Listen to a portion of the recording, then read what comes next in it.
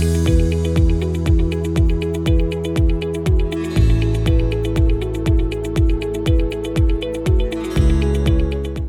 hello Andy. I'm Dr. Lakshmi Priyanka. I'm an consultant obstetrician and gynecologist at Kiran Hospitals, Karmanghat.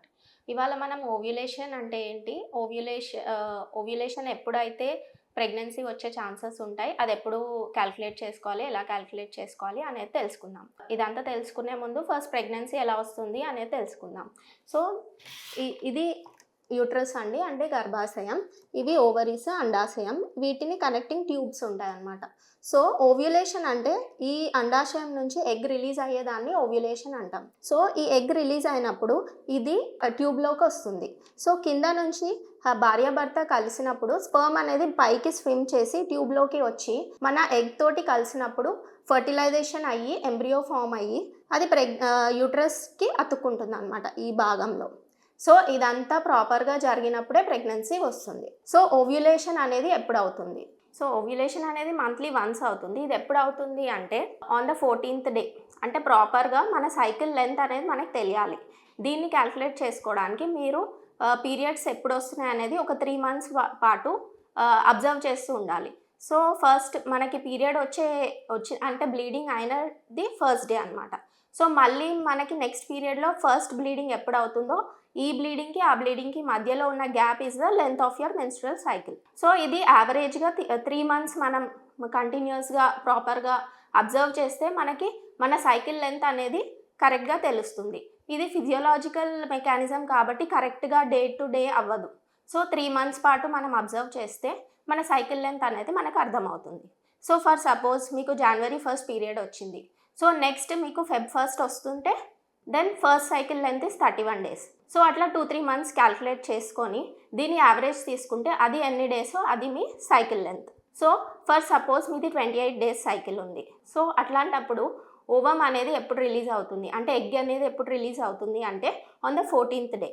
And ఈ egg life cycle అనేది only 24 hours ఉంటుంది. So ఈ 24 hoursలో అది స్పర్మ్తో కలిసినప్పుడు మాత్రమే pregnancy వస్తుంది. సో ఎగ్ లైఫ్ సైకిల్ అనేది 24 hours అయినప్పుడు స్పర్మ్ది ఎన్ని డేస్? స్పర్మ్ అనేది నార్మల్గా బయట అయితే 48 hours ఉంటుంది.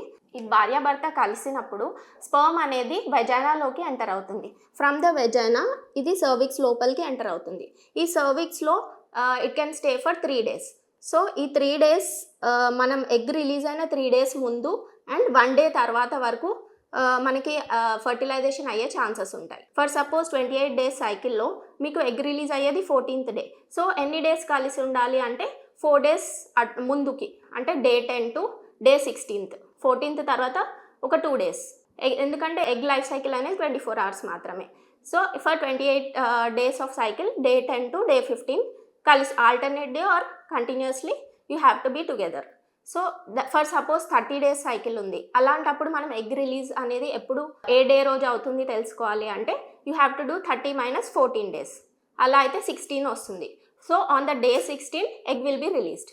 సో దానికి ఒక 3 to 4 days ముందు అండ్ 1 day తర్వాత, అంటే day 12 to day 17 you have to be together. So ఇలా కొంతమంది సైకిల్స్ అనేవి షార్ట్ ఉంటాయి, లాంగ్ ఉంటాయి. Shortest cycle is 21 days and longest cycle is 35 days. So according to your cycle మీరు ఎప్పుడు ఎగ్ రిలీజ్ అవుతుంది క్యాల్కులేట్ చేసుకోవాలి అంటే మీ సైకిల్ లెంత్ -14 days చేస్తే ఏ నెంబర్ అయితే వస్తుందో ఆ డేట్ రోజు ఎగ్ రిలీజ్ అవుతుంది. సో ఎగ్ రిలీజ్ అయిన ఒక 3 to 4 days ముందు అండ్ 1 day తర్వాత ఈ పీరియడ్ అనేది మీరు పెట్టుకుంటే this is a fertile period. ఈ టైంలో కలిసి ఉంటే ప్రెగ్నెన్సీ వచ్చే ఛాన్సెస్ బాగా ఉంటాయి. So if you are trying naturally for pregnancy this all process you have to follow. So for suppose you want contraception, అంటే మీకు పిల్లలు ఇప్పుడే వద్దు అనుకున్నప్పుడు ఏ టైంలో ఇంటర్కోర్స్ జరిగితే ప్రెగ్నెన్సీ రాదు అంటే అదర్ దాన్ దిస్ డేస్, అంటే ఈ ఫర్టిలైజేషన్ ఈ ఫర్టైల్ పీరియడ్ అనేది ఉంది కదా, దీనికి ముందు రోజులు దీని తర్వాత రోజులు in case intercourse happens there is no chance of pregnancy. So in this way if you plan you can have a pregnancy whenever you want. Thank you.